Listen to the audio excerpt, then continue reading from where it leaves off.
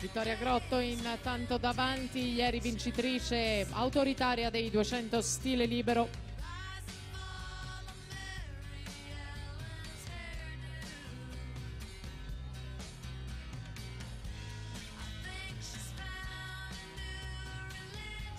Atleta già più volte sul gradino più alto del podio dei campionati italiani giovanili e di categoria.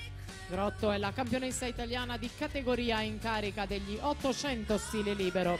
Partecipato con la nazionale giovanile alla Coppa Komen nel 2014, dando in finale nei 200, 400 e 800 stile libero, sempre con la nazionale giovanile in Ucraina 2013 in un meeting internazionale. È approdata alla vittoria delle sue specialità.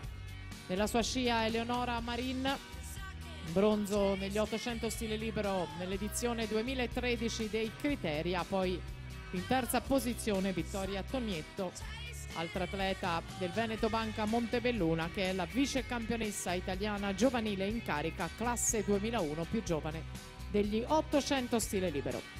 Intanto per la quarta batteria sono i blocchi Greta Gentile, team in Subrica in corsia 1, Alessia Cielo, team Lombardia in 2, in corsia 3 Elena Pravato, Rosa Blu in 4, Ania Klinar, Gorenica Radovlica, Morgan Farronato in quinta corsia, team Veneto, in sesta corsia Barbara Pozzobon Idros, in settima Maddalena Vettoretti, Veneto Banca Montebelluna, in ottava Anna Amati Fissauro Pesaro.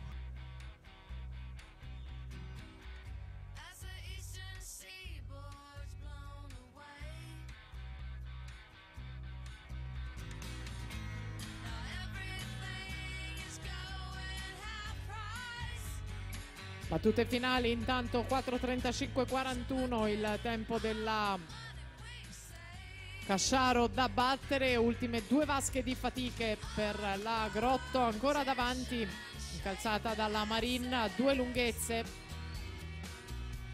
per la più giovane Tomietto in terza posizione.